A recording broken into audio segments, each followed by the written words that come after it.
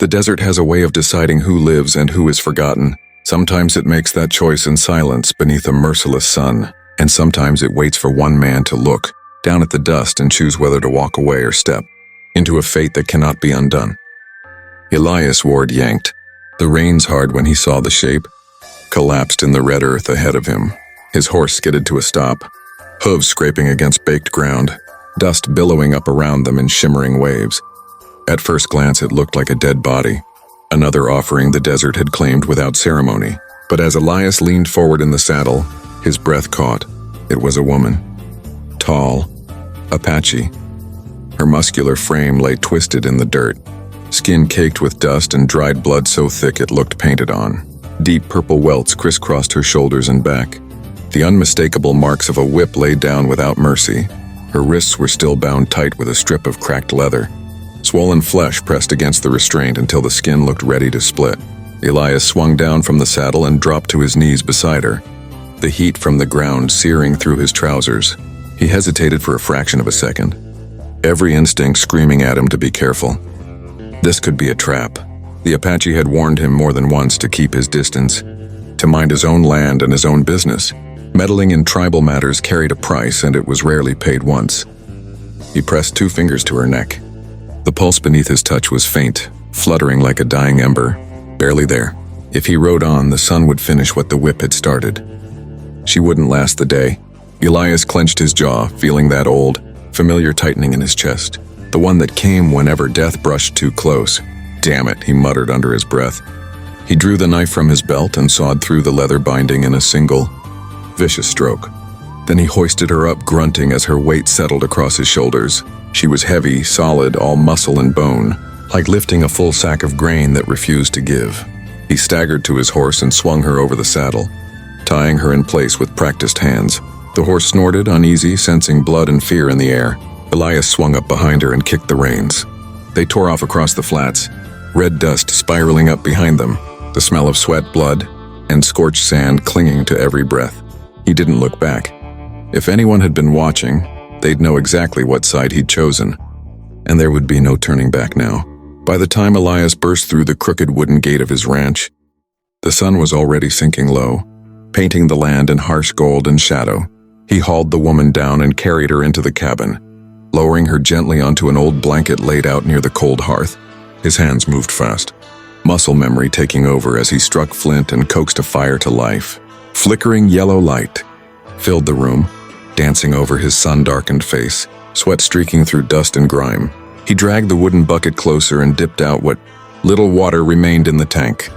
Every drop during the dry season was precious, worth more than coin. But he soaked a cloth anyway and wiped the crusted blood from her face. Beneath the dirt, her skin was dark and taut, her features strong and sharp. Her breathing was still shallow, uneven, but it was breathing. That was something. Elias checked her wrist again. The pulse was weak, but it held. He exhaled slowly. He had lived most of his life avoiding trouble, and the last few years he'd done nothing but survive. Disease had swept through this land without warning, stealing his wife and both his young sons in a matter of weeks. Since then, he'd existed like a ghost, tending dry earth and stubborn cattle, keeping to himself, staying far from town and farther from people. Tonight had shattered that careful distance. The woman on his floor was unlike any Apache he'd ever seen. Her body was built like a warrior's. Broad shoulders, thick arms, corded with muscle. Whatever she'd done to earn those whip marks, it had been enough to cast her out and leave her to die. Elias knew the rules well enough to understand the risk. If the tribe discovered he'd taken her in, they wouldn't see mercy. Night closed in fast, prairie winds hissing through the cracks in the cabin walls, carrying the last heat of the day with them. Elias fed the fire and sat down beside her, the rifle reminding him of its weight as he set it within arm's reach. When she stirred enough to drink, he held the bowl to her lips. She swallowed slowly, eyes fluttering, then slipped back into unconsciousness. Elias leaned back against the wall, eyes fixed on the door. He knew exactly what kind of men left a woman bound in the desert, and if they came back, they'd find him waiting. The fire burned low, embers glowing dull red. Elias must have dozed because the sound that woke him was soft, a rustle of movement near the hearth. He snapped awake, rifle instinctively tightening in his grip. The woman was sitting up. Her eyes were wide, wild with panic. scanning the room like a trapped animal. In one swift motion, her hand closed around the small knife near the stove. Steel flashed in the firelight. Elias didn't move. Slowly, deliberately, he raised both hands. His voice came out low and rough. "If you're going to stab me, do it clean. But if you want to live, put the knife down." She was breathing hard, sweat beading on her forehead, chest heaving as she took in the cabin. Old and worn, but not a cage. Her gaze locked onto him, tall and lean, unshaven, gray eyes steady and cold. He held her stare. "I cut your bonds," he said quietly. "If you want to leave, the door's open. But out there's nothing but hot sand and vultures." Her grip trembled. For a long moment, neither of them moved. Then she exhaled and let the knife fall.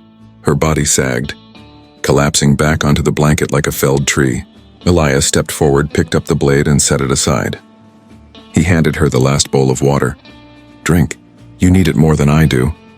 She drank in slow sips, never taking her eyes off him, as if waiting for the trap to spring.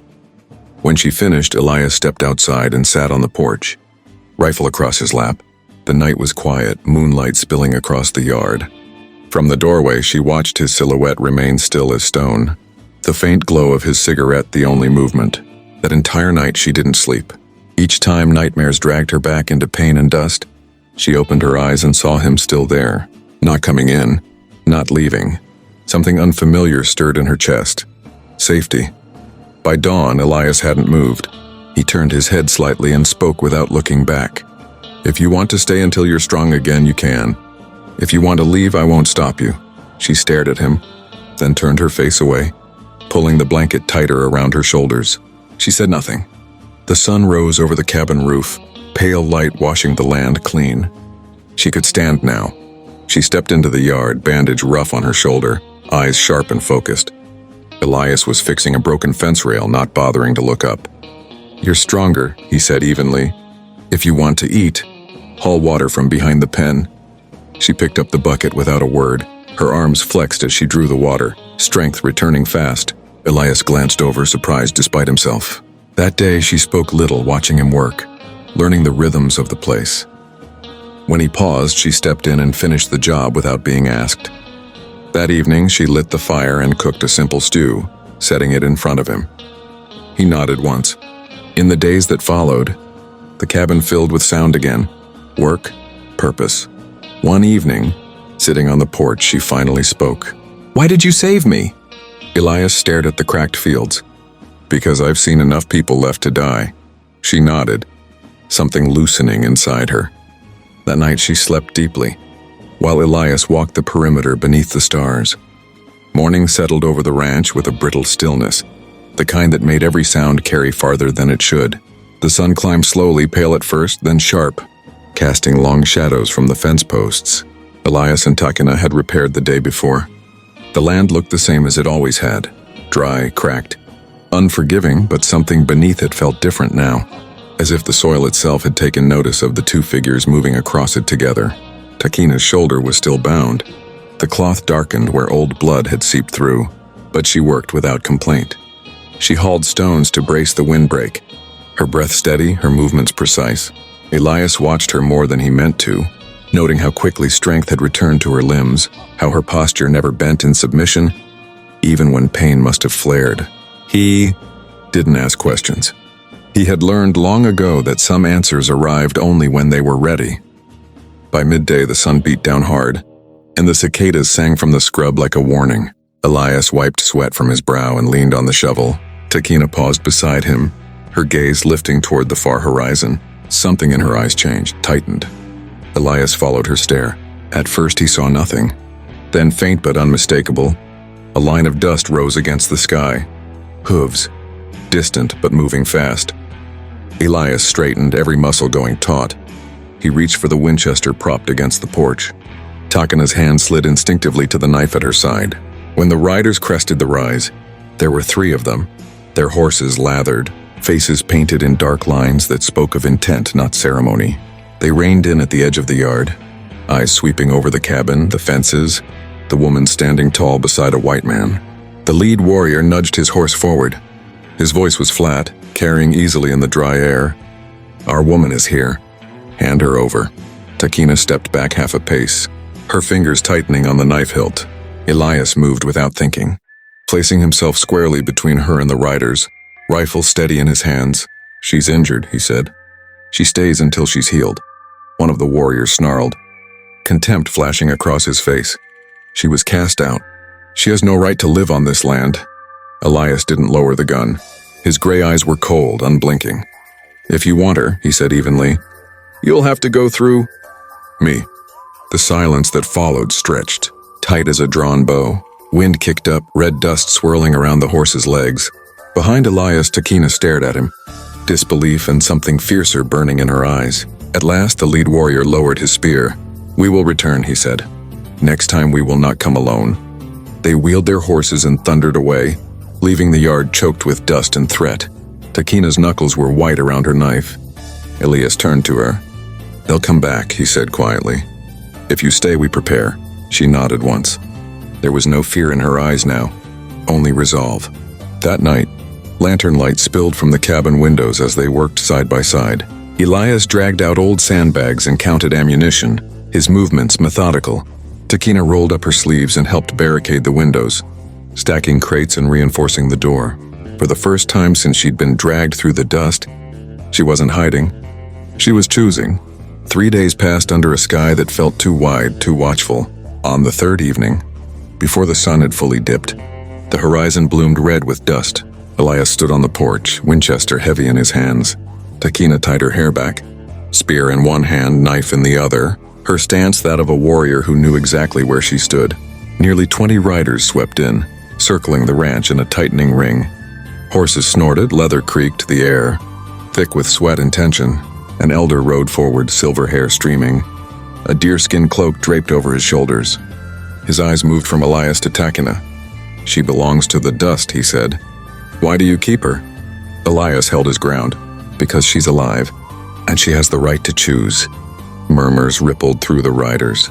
A young warrior shouted that she had dishonored them. Takina stepped forward, her voice ringing out strong and clear. "I dishonored no one. I was punished for not bearing children.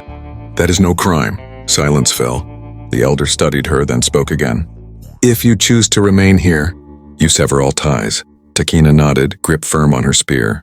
"I choose life here." The elder raised a hand. "At dawn, the council will return." They rode off, leaving night to close in heavy and uncertain. Elias finally lowered his rifle. "By morning," he said, "everything changes." Takina met his gaze. "I already died once," she said. "I won't die again." Dawn came bronze and cold. A horn sounded low and ominous. This time the riders were many. Elders, warriors, women of the council. They formed a solid circle around the ranch. Takina stepped out beside Elias, no longer behind him. One of the elder women spoke. "Do you return to face judgment or choose exile?" Wind tugged at Takina's hair. "I choose life," she said. Murmurs spread. The council conferred in low voices. At last the judgment came. Her name would be struck from the lineage. She would not be hunted. The elder turned to Elias. "Her fate is now bound to yours." Elias nodded. "I understand." Slowly the riders withdrew. Only when the dust settled did Takina exhale. Her shoulders trembled, but her eyes burned bright. "You chose a new life," Elias said. She answered softly, "No, I chose myself." That afternoon, clouds rolled in without warning. Rain fell, sudden and heavy, soaking the land. The smell of wet earth rose thick and rich. Elias stood on the porch, rain plastering his shirt to his skin. Takina stepped into the yard, lifting her face to the sky, letting the water wash dust and blood from her skin. Elias watched her, seeing not the broken woman from the desert, but a warrior standing free. When the rain eased, he joined her. "You can leave," he said. "They won't hunt you." She looked at him. "Do you want me to?" He shook his head. "This place isn't meant for one person anymore." A faint smile touched her lips. They worked until dusk, clearing debris, turning soil, rebuilding stronger than before. When night fell, they sat by a fire, sparks drifting upward. For the first time in years, the rain passed as quickly as it had come, leaving the land hushed and steaming beneath a sky scrubbed clean. Dawn the next day arrived soft and pale, sunlight catching in shallow pools across the yard where dust had turned briefly to mud. Elias was already awake, standing near the fence line with his rifle resting against his shoulder, scanning the horizon out of habit more than fear. Old instincts died hard. Behind him, the ranch felt different now. Not quieter, but steadier, as if the place itself had finally exhaled after holding its breath for too many years. Takina stepped out of the cabin, her boots sinking slightly into the damp ground. Her hair was tied back, her shoulders still scarred but stronger with each passing day. She paused beside him, following his gaze across the open land. There were no riders, no dust plumes, no distant threats riding the wind. Just the vast stretch of prairie, alive again with the smell of wet earth. For a long moment, neither of them spoke. Words felt unnecessary. They had both stood on the edge of death and chosen not to step over. That kind of understanding didn't need explaining. Elias finally lowered the rifle and leaned it against the porch. "Looks like they meant it," he said quietly. "No one's coming." Takina nodded. "They will keep their word. The elders have spoken." She glanced at the fields, still rough and scarred from drought. "This land will take work." Elias huffed a short breath that might have been a laugh. "That it will." They started early, moving in a rhythm that felt natural now. Elias drove new posts into softened soil, the hammer ringing out sharp and clean. Takina hauled timber and stones, her strength undeniable, her movements efficient. Where once the ranch had felt like a place merely endured, it now felt claimed again. Each repaired fence, each cleared patch of ground was a quiet declaration. "We are still here." By midday, clouds drifted lazily overhead, no longer threatening. Elias paused to drink from the canteen and watched Takina work. There was something different in her posture now, a lightness beneath the strength, as if a weight she'd carried for years had finally been set down. She caught him looking and raised an eyebrow. "What?" He shook his head. "Just thinking you work harder than any ranch hand I ever paid." A corner of her mouth lifted. "You pay poorly." That earned a short, surprised laugh from him, rough with disuse. The sound seemed to startle them both. It faded quickly, but it lingered in the air, warm and unfamiliar. That evening, as the sun dipped low and painted the sky in deep orange and violet, Elias brought out a bundle of old tools he hadn't touched in years. Rusted nails, warped boards, the remnants of plans abandoned when grief had hollowed him out. "I was going to build a new horse pen," he said, almost to himself. "Never got around to it." Takina picked up one of the boards, testing its weight. "Tomorrow," she said simply. Night settled in slow and gentle. Elias lit a fire in the yard, the flames crackling as darkness crept in from the edges of the land. They sat side by side, close enough to feel the heat, far enough to leave space. Sparks drifted upward, disappearing into the stars. For a long while, the only sound was the fire and the distant call of nightbirds. Takina rested her spear against the fence and stared into the flames. "Where I come from," she said at last, "fire is for stories, for remembering who we are." Elias nodded. "My wife used to say the same." The words slipped out before he could stop them. Silence followed, heavy but not sharp. Takina didn't look at him. She didn't need to. "Tell me about her," she said gently. Elias swallowed. He hadn't spoken of his wife in years, not out loud. "Her name was Clara," he said. She laughed loud. Too loud, some folks said. "She made this place feel full, even when it was empty." He stared into the fire, seeing ghosts in the flames. The boys had her laugh. Takina listened without interrupting, her presence steady. When he finished, she nodded once. "They are not gone," she said. "They are part of you. That is why you saved me." Elias didn't answer, but something in his chest eased, just a fraction. Days turned into weeks. The ranch changed under their hands. The new horse pen took shape, sturdy and solid. A vegetable patch was cleared and planted, the soil dark and rich from the rain. The cattle grew calmer, as if sensing the renewed life around them. Takina learned the rhythms of ranch work quickly, and Elias in turn learned when to step back and let her lead. They spoke more now, small things at first, practical matters, observations about the weather, then slowly stories. Takina spoke of her childhood, of running beneath open skies, of proving her strength again and again in a world that valued it only when it served tradition. She spoke of the day she'd been punished, not with anger, but with a quiet, aching honesty. Elias listened, jaw tight, hands clenched around his mug. "They broke their own laws," he said when she finished. Takina shrugged. "Laws are made by people. People are flawed. One afternoon, a rider appeared on the distant road alone. Elias felt old tension stir as he reached for his rifle, but Takina raised a hand. "Wait." The rider approached slowly, stopping well short of the gate.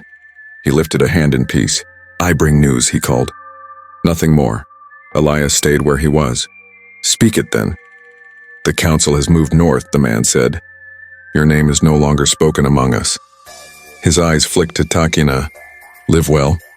He turned and rode away, leaving silence behind. Elias let out a breath he hadn't realized he'd been holding. Takina closed her eyes for a moment, then opened them again, standing straighter. That night the stars felt closer. Time passed, measured not in days but in shared work and quiet understanding. One evening, as they sat on the porch watching the horizon darken, Elias spoke without looking at her. "You know, you don't have to stay. Not because of them, or because of me." Takina studied him, really looked at him, the lines carved by sun and sorrow, the strength that had carried him through loss. "I stay," she said, "because I choose to." He nodded, accepting that answer the same way he'd accepted everything else, without trying to own it.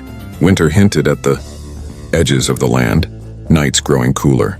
One morning, Elias woke to the sound of Takina already outside, splitting wood with powerful, precise swings. He watched from the doorway, a strange warmth settling in his chest. He realized then that the ranch no longer felt haunted. It felt lived in. On the anniversary of the day he'd found her, Elias rode out at dawn alone. He returned before noon with a young horse in tow, skittish but strong. He led it into the new pen where Takina waited. "Thought we could use another," he said. She ran a hand along the horse's neck, calming it. "Good choice," she said. "He has spirit," Elias smiled. Not the tight, guarded expression he'd worn for years, but something real. As spring crept in, green shoots broke through the soil they'd turned together. Life returned in quiet, persistent ways. One evening, after a long day, Elias lit a cigarette and leaned against the fence. Takina stood beside him, watching the sun sink low. "Tomorrow," he said, "we fix the south fence." She nodded. "And after that?" He considered. "After that, we keep going." She smiled, small but certain. The night settled around them, peaceful and unclaimed. Sometimes the world didn't offer grand endings or perfect justice. Sometimes it offered a choice made in dust and blood. A stand taken when walking away would have been easier.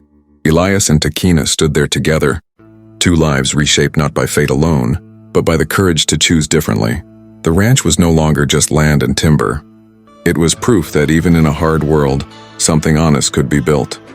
Not from promises, but from shared ground, steady hands, and the quiet decision to stay.